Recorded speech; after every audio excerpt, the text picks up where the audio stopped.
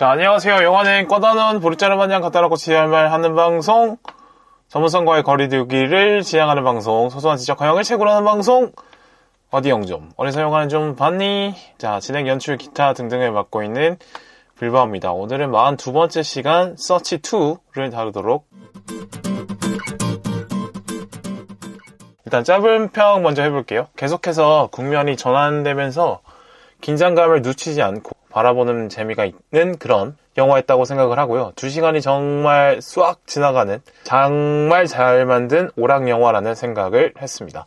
전편의 내용이 슬슬 잊혀갈 때쯤에 새로운 후속작을 내놓으면 계속 볼 수 있을 것 같은 시리즈가 될 가능성을 확인을 했어요. 그리고 앞으로의 시대 변화에 대해서 생각을 하게 되는, 나는 이렇게 시대 변화에 지금은 잘 맞춰가고 있다고 자신하고 있지만 그것이 앞으로도 가능할지에 대한 불안함, 두려움을 주는 그런 작품이었습니다. 자, 여기까지가 스포일러 없는 평가였고요. 이후 내용부터는 스포일러가 섞여 나갑니다. 네, 이후부터는 영화 보고 들으시는 게 당연히 좋겠습니다. 끝까지 이어지는 긴장감이 눈여겨볼 수 있는 그런 작품이었습니다. 그러니까 용의자가 계속 바뀌는 거예요. 처음에는 케빈에 대해 아직 아는 게 없기 때문에 엄마와 사라진 그 시점에 함께하고 있었다라고 당연히 봤었던 케빈에 대해서 먼저 의심을 하게 되고, 그 다음에는 알고 보니까 케빈이 한 게 아니고 엄마 스스로가 신문 세탁을 하고 숨기 위해서 한 게 아니야? 라는 의혹 때문에 그걸 좀 쫓고, 또 하다 보니까 결국에는 케빈과 변호사 공조해서 엄마를 죽인 거 아닐까? 케빈이 섹시하다고 말한 거 그게 의미가 있는 거 아닐까? 케빈과 비밀 대화를 했다는 게 의심스러운 거 아닐까? 라는 것 때문에 헤더, 변호사를 의심을 하다가 결국엔 다시 변호사가 죽은 걸 보니까 케빈이 죽였나? 했던 차이에 케빈도 죽었죠. 결국엔 그러면은 이것이 케빈과 또 다른 공범자가 있고 그 공범자가 범인인가? 했는데 그 범인 알고 보니까 아빠야. 더 이상 볼 수 없는, 죽은 줄 알고 있었던 아빠였어.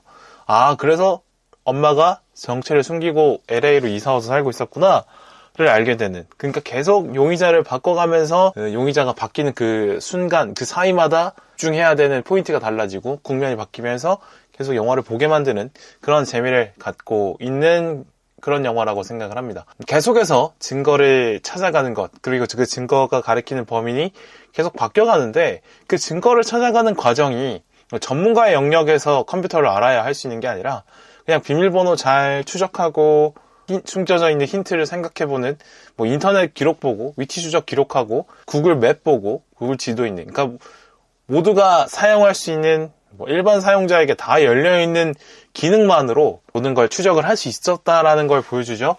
그러니까 해킹이나 프로그래밍 같은 전문 지식이 필요 없어도 우리는 이제 이 세상에서 사라진 사람을 추적할 수 있다라는 걸 알려주는 겁니다. 또 이 정도의 접근 가능한 수준에서 이야기를 풀어갔기 때문에 일반 관객도 그 이야기의 그 풀어가는 과정을 전부 다 이해를 할 수 있는 거죠. 그 로직을 충분히 이해할 수 있어서, 물론 그 정도까지 모든 어떤 구글의 많은 기능을 사람을 추적하는 데 써본 적은 없겠지만 이걸 한번 보면 나도 이걸 사람을 찾아볼 수 있겠네, 나도 할 수 있겠다라는 이해가 되는 정도로 영화가 구성이 되어 있어서 재밌게 볼 수 있지 않았나 싶습니다. 만약에 뭐 해킹이나 프로그램이나 아니면 뭐 이런 코딩을 해야 된다든지, 코딩을 보고 이해하고 풀어가지고 뭐 해킹을 하고 뭐 웹사이트를 바꾸고 뭐 이랬다면 어려웠겠죠.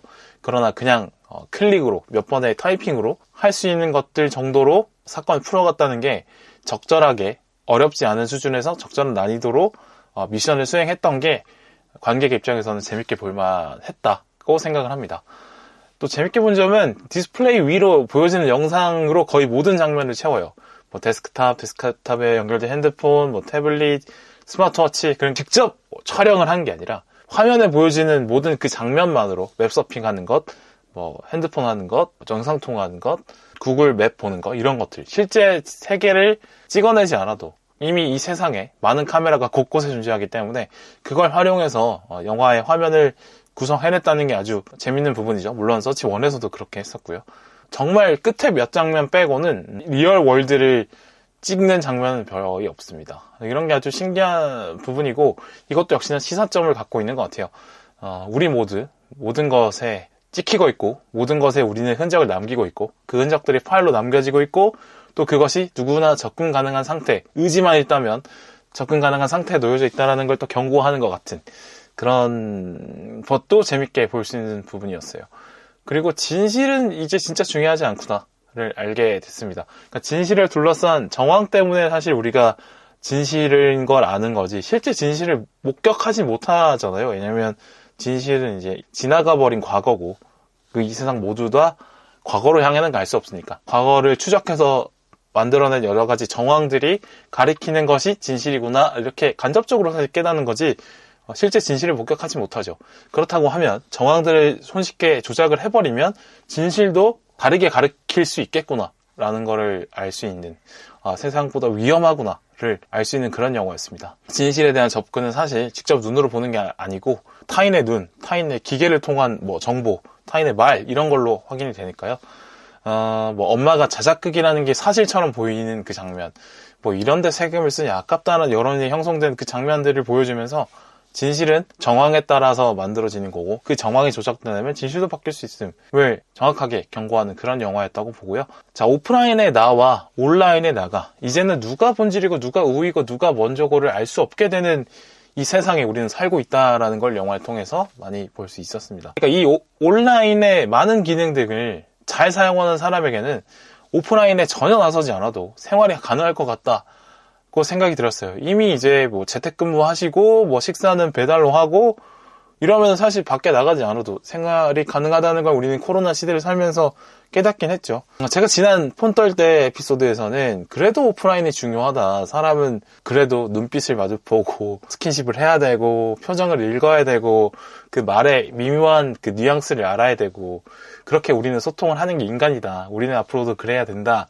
라고 말씀을 드렸는데 그 말에 대한 확신이 금방 또 무너졌어요. 이미 주인공처럼 컴퓨터 앞에서 많은 것을 해결하면서 일상을 해나가는 사람들이 분명히 있을 거라고 생각합니다.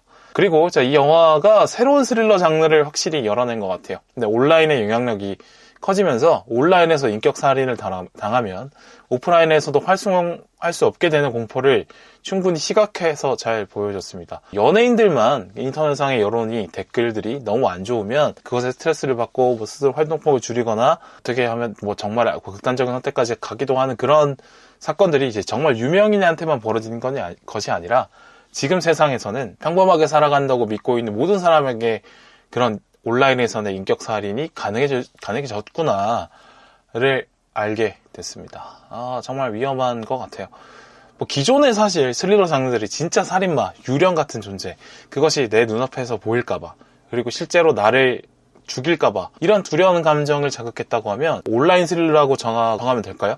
온라인에 올라온 나의 정보들, 비밀번호들, 뭐 기타 뭐 메일들 이런 것들이 털리면서 망할 것 같은 실제로 물리적 공격을 받을 가능성까지 연결되는 그 공포, 온라인상의 내가 죽으면 오프라인의 나도 죽을 수밖에 없는 온라인과 오프라인의 관계가 긴밀하게 연결된 이 상황에서 온라인에 올라가 있는 나와 정보를 지키지 못하면 물리적 공간에 있는 나의 몸도 죽을 수가 있겠구나를 알려주는 그런 스릴러 있잖아요. 그 공포를 자극하는 스릴러.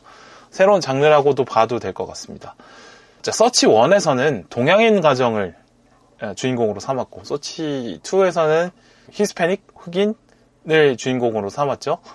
다른 인종적 배경을 주인공으로 가져온 건데 1과 2에서 각기 다르게 주인공을 설정한 건데 이렇게 주인공의 배경을 변주해가면서 또 다른 시리즈 서치3, 서치4를 만들 수 있을 것 같다라는 생각을 했습니다.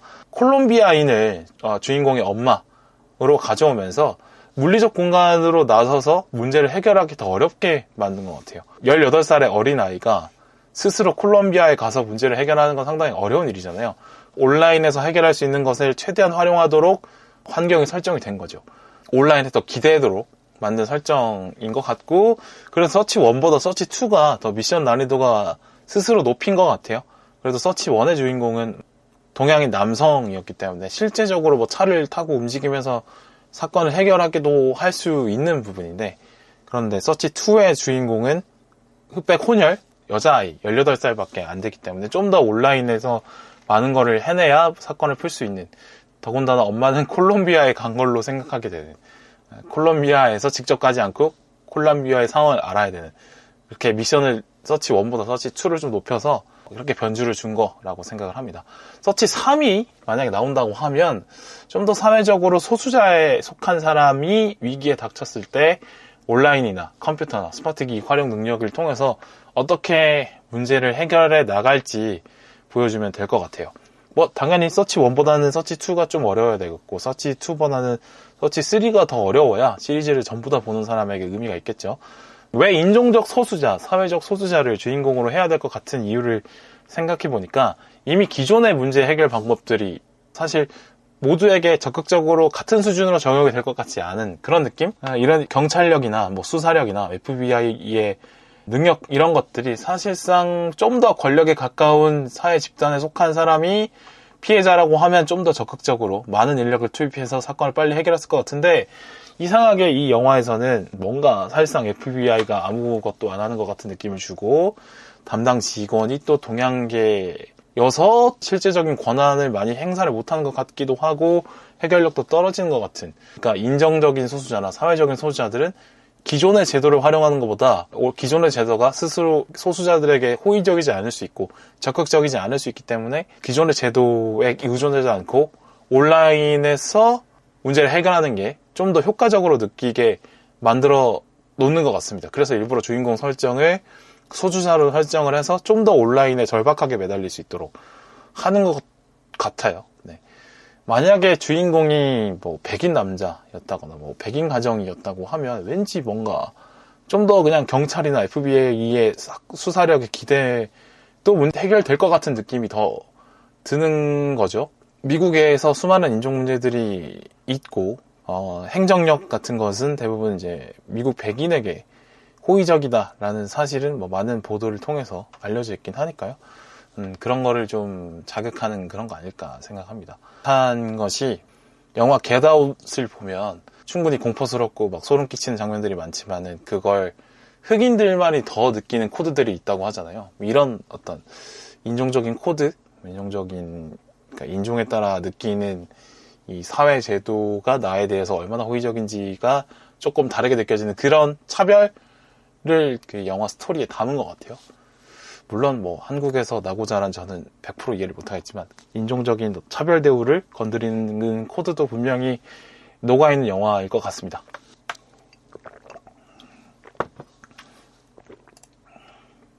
자, 이제 영화 바깥으로 이야기를 좀 펼쳐보죠. 제가 보니까 나도 이미 영화 속의 주인공 준버그와 다른 세상에 사는 것 같구나를 많이 느꼈습니다. 어린 시절 제 아버지 50년대생이시고 할아버지 30년대생이신데 아버지나 할아버지는 뭐 책이나 글씨나 한문, 뭐 한자 이런 것에 대한 강조를 많이 하셨어요. 근데 사실 살아보니까 크게 인생에서 뭐 글씨와 한자가 큰 영향을 미치지는 않은 것 같습니다. 글씨를 잘 썼다면 학점이 좀 더 올라갔을 것 같다. 많이 올라갈 수도 있었겠는데 제가 글씨를 좀 많이 못 썼어가지고 어쨌든 글씨는 학생일 때까지는 뭐 영향을 미치긴 했겠네요. 근데 한자는 진짜 영향이 없었어요. 일단 글씨는 대학교 졸업 이후에 쓸 일이 없었고요. 뭐 서명하는 거 정도 말고 없었고 한자는 고등학교 졸업 이후로 진짜 쓸 일이 없었던 것 같습니다.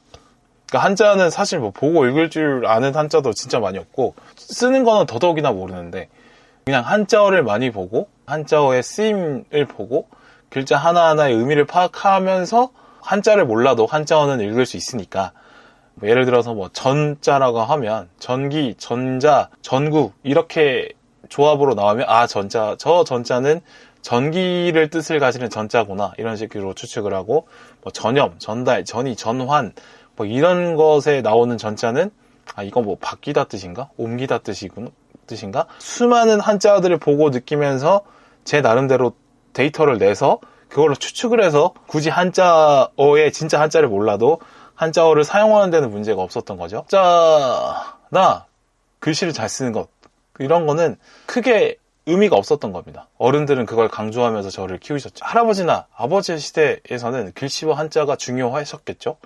실제로 뭐 한문으로 책들이 많이 쓰여져 있었기도 했으니까. 근데 저는 아니었다는 거죠. 비슷한 점은 있죠. 다음 세대의 문자, 언어, 논리 중심으로 생각하는 거는 아버지와 할아버지 시대의 사람과 똑같은 것 같습니다. 그러니까 아버지 시대에는 한자가 중요했다면 저의 시대에는 영어가 중요한 거겠죠. 그 정도 차이가 있을 뿐 어떻게 보면 문자, 언어, 논리의 세상에 사는 건 똑같을 수 있겠다 생각이 들었어요. 뭐 저도 세상을 처음 이해하고 받아들이고 이런 거는 사실은 이제 책 읽기를 통해서, 뭐 신문을 통해서, 뉴스에 나오는 어떤 정제된 언어를 통해서 세상을 파악해 갔는데, 그러니까 결국에는 이제 언어로 세상을 보게 된 거죠. 그러니까 타인에게 나의 뜻을 전달하고 내가 타인의 나 바깥의 세계에서 온 정보들을 문자로 정리된 것으로 이해하고 파악하는데 익숙한 사람인 겁니다. 글과 문자로 생각을 이해하고 만들고 그리고 밖으로 표현하는 거. 그러니까 이런 어떤 정보의 소통은 문자로 가능하다, 언어로 가능하다라고 생각하는 사람인데, 그런 측면에서는 아버지 세대나 할아버지 세대나 저나 같은 거라는 거죠. 근데 이게 뒤처진 생각일 수 있겠다. 나도 이제 구시대일 수 있겠다라는 생각을 했어요. 나보다 20살 어린 게 이제 이 영화의 주인공 세대들인데, 얘네들은 어릴 때부터 스마트폰을 보고 자랐고 컴퓨터를 능숙하게 쓰고 이런 애들이잖아요. 글자, 음성, 그림, 동영상 다 섞어서 자기 생각, 감정을 표현하는 아이들인 거죠. 오히려 저는 준버그의 엄마와 더 가까운 세대니까. 저도 문자로 생각하고 문장으로 생각하고 하는 내가 이미 옛날 사람일 수 있겠다. 소통할 때는 카톡을 하든지 전화를 해야 된다라고 생각하는 게 이제 옛날 사람일 수 있겠다. 이런 생각을 했어요. 뭔가 이제 문자로 표현하고 언어로 정리를 해야 되고, 또 그게 논리적으로 정리가 되어야 내용이 전달될 거라고 믿는 그런 사람인 거죠. 근데 지금 이 서치2의 주인공인 그 딸내미가 볼 때 이게 공감이 될까 싶습니다.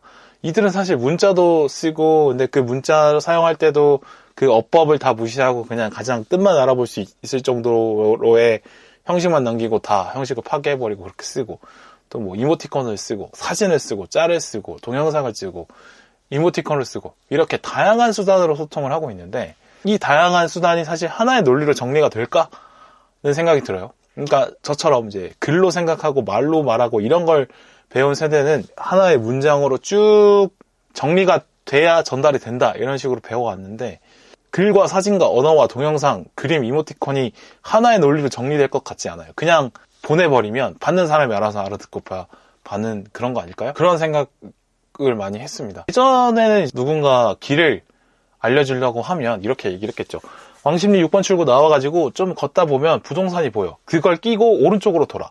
그럼 조금 이제 언덕길을 내려가면 횟집이 보이거든? 거기 왼쪽에 염려가게야. 거기로 오면 돼. 이렇게 얘기를 했다는 거죠. 말로 설명을 하고 문장으로 설명을 한 건데, 이제는 사실 그럴 필요 없잖아요. 그냥 링크 딱 보내버리면 되잖아요. 그리고 그 링크를 받은 그 친구는 내비게이션, 지도 앱 보면서 그냥 따라가 버리면 되는 거죠. 그러니까 이렇게 소통하는 게 훨씬 효율적인데, 링크를 보내버리고 지도 앱을 통해서 길을 찾게 만드는 거는 훨씬 제가 말로 설명하고 알아듣게 만들어서 길을 찾아오게 만드는 것보다 훨씬 효율적이겠죠. 틀릴 확률이 적을 거라고 생각합니다. 지도 앱을 보는 것이. 근데 저는 이미 말로 선택하고 언어로 말하는 것이 익숙한 사람인데 말이죠. 글쎄요. 준버그 주인공이 살아갈 시대에는 다시 그림으로 소통하는 시대를 살아가는 사람이 될 것 같습니다. 그러니까 인류가 처음에는 알타비라 벽과 같은 그림으로 기록을 남겼다가, 이집트 시대의 상형 문자로 표현을 했다가, 한자 같은 표의 문자를 썼다가 한글 같은 표 문자를 쓰고, 이제 그것이 다 지나고 이제 다시 그림으로 소통하는 그런 시대가 다시 된 것 같다. 물론 그림만 쓰진 않겠죠. 뭐 문자도 쓰고 동영상도 쓰고 이제 이모티콘도 쓰고 여러 가지를 쓰겠지만, 핵심은 이제 예전에는 그림을 전달할 방법이 없으니까 그것을 어떻게 단어로 개념화시키고 그 개념을 문장으로 만들어서 그것을 전달을 해서 내 생각을 전달했다면, 이제는 그냥 사진을 바로 내가 원하는 사람에게, 설명하고 싶은 사람에게 보내버릴 수 있는 시대가 됐으니까, 이제는 다시 문자의 시대가 아니라 그림의 시대가 다시 온 것 같다고 생각을 합니다. 그러면 나는 문자와 언어로 사고하고 표현하는데 익숙한 나는 이런 새로운 세상에 적응할 수 있을까에 대한 두려움이 생겼어요. 그러니까 요즘 이제 20대 친구들 보면은 뭐 틱톡, 릴스, 쇼츠 이런 걸로 자신을 표현하는 걸 많이 하잖아요. 근데 저는 솔직히 그냥 관종짓거리 하는구나. 그래, 뭐 어릴 때 저런 거 하고 싶어 하지.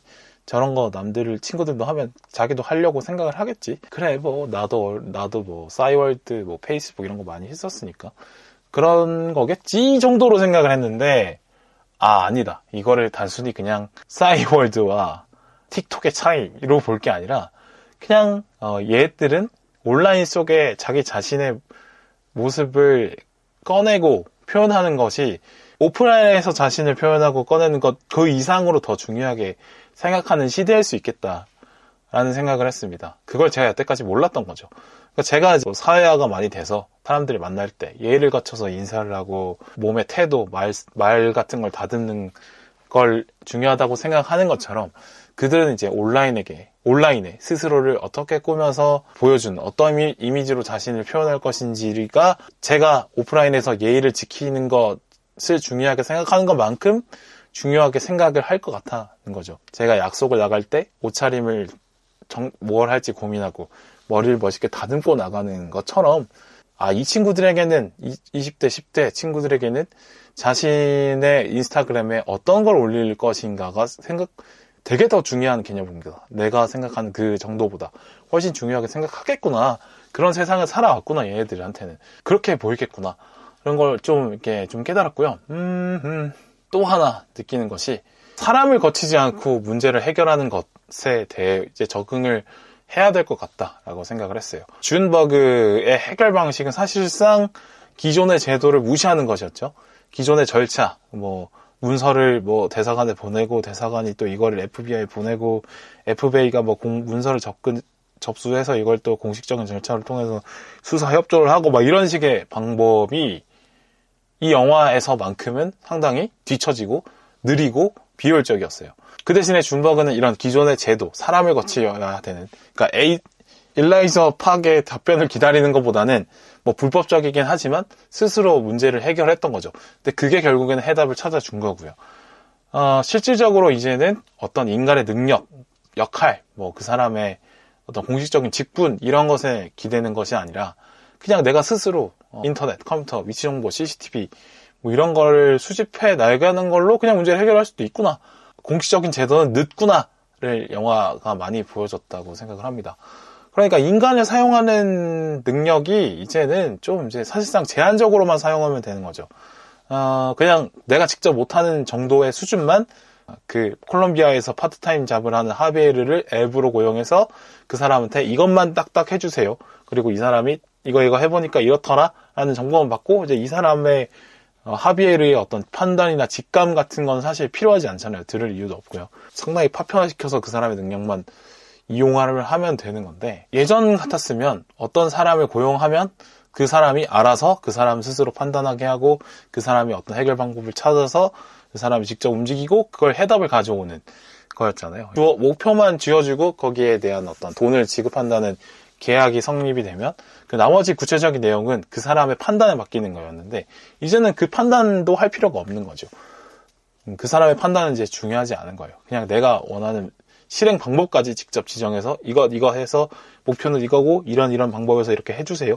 이렇게 딱 지정을 해버릴 수 있는 거죠. 어떤 인간의 능력을 그냥 파편적으로 사용해도 된다라는 겁니다. 하비에르와 반대로 대조적으로 이제 준버그의 일을 도와주는 일라이저의 방식을 보면 그냥 공식적인 절차를 진행하고 기다리는 이런 거 말고는 사실 특별히 도움이 안 됐잖아요. 차라리 공식적인 절차를 기다리느니 그냥 파편적으로 도움을 주는 하비에르가 낫다 이런 걸 보여주는 겁니다. 예전처럼 이렇게 인간관계나 그 사람의 권위를 활용하거나 제도를 이용하거나 형식을 거치거나 절차를 거쳐서 해결하는 이런 문제들은 이걸로 해결할 수 있는 문제들은 점점 줄어드는 거 아닐까? 이걸 보여주는 것 같습니다. 제도와 형식과 절차에 기댔던 일라이저와의 방식은 너무 준버그보다 늦어서 실패고 헤더도 어떤 걸 좀 권위를 갖고 있는 제도의 힘을 빌리자고 하지만 헤더는 자기 스스로의 목숨도 지키지 못한 거죠. 기존의 방식은 틀리다, 비효율적이다 라는 걸 영화가 보여준 것 같아요. 그게 설득력이 분명히 있게 다가왔고요. 그래서 이 영화를 보고 나와서 혼자 생각을 해보니까 글쎄요. 아직은 제가 부모가 되는 거는 많은 시간이 남아있지만 내가 만약에 부모가 된다고 하면 아이들에게 뭘 교육해야 될까? 어떤 교육을 내가 해야 될까? 잘 모르겠더라고요. 책을 보라고 하면 될까? 글 쓰는 연습을 하라고 하면 될까? 아니, 근데 이제는 얘들이 책을 보고 글을 쓰면서 사는 세상이 아닐 것 같은데 그러면은 그건 잘 모르겠고 도덕적인 부분만 알려주면 될까? 양심적으로 살아라. 모든 사람에게 친절해라. 정직해라. 이런 것만 알려주면 될까? 글쎄요. 이것도 맞을까? 잘 모르겠는 거죠. 모든 것이 인간의 행동은 기술적 환경에 대한 반영인데, 이게 글쎄요, 내가 살아갔던 환경과 앞으로의 미래가 기술적 환경이 아예 좀 달라 보이는데, 패러다임이 바뀌는 느낌인데 내가 배운 것들을 그대로 가르치는 것이 얘들한테 도움이 될까? 쓸데없는 시간 낭비는 아닐까? 당연히 혼란스럽더라고요. 물론 뭐 아직 뭐 부모가 되기에는 많은 시간이 남아 있습니다. 뭐 모르겠습니다. 글쎄요, 상당히 혼란스럽더라고요. 지금 당장 뭐 답을 내야 되는 문제가 아니긴 하지만, 모든 것을 사실 완벽하게 제공을 할 수는 없어도 자식에게 본인이 알고 있는 한에서, 할 수 있는 한에서 최선을 다하는 거라고 제가 부모님께 배웠고, 부모님도 저를 그렇게 키워주셨는데, 내가 어떤 방법으로 세상에 대해 가르쳐주는 게 맞을지, 이 방법이 틀리면 어떡하지? 는 생각을 하게 되는 거죠.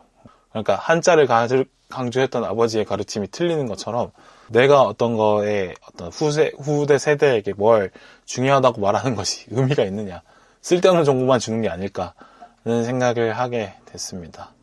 그래도 뭐 틀릴 줄 알면서도 알아서 너네가 판단해서 듣겠지 뭐 하면서 아는 선에서 알려주는 것이 또 어른의 책임을 다하는 것일지, 이런 것도 뭐 고민이 되고요.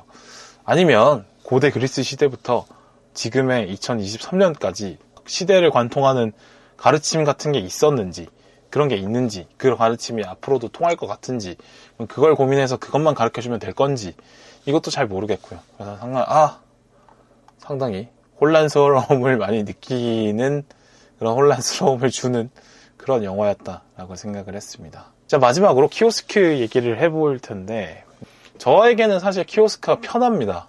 그냥 오히려 직원에게 뭐 이거 해주세요 저거 해주세요 말하는 것보다 직접 말하지 않고 내가 원하는 메뉴 딱딱딱 찍어가지고 원하는 것 좀 토핑 더 넣고 원하는 거 빼고 뭐 하면 넣고, 이런 게 하는 게 훨씬 더 쉽게 다가오긴 하거든요. 왠지 주문이 틀릴 것 같지도 않고 정확하게 될 것 같아서 오히려 더 좋은데, 근데 이것을 어르신들은 힘들어하잖아요. 키오스크를 사용하는 게.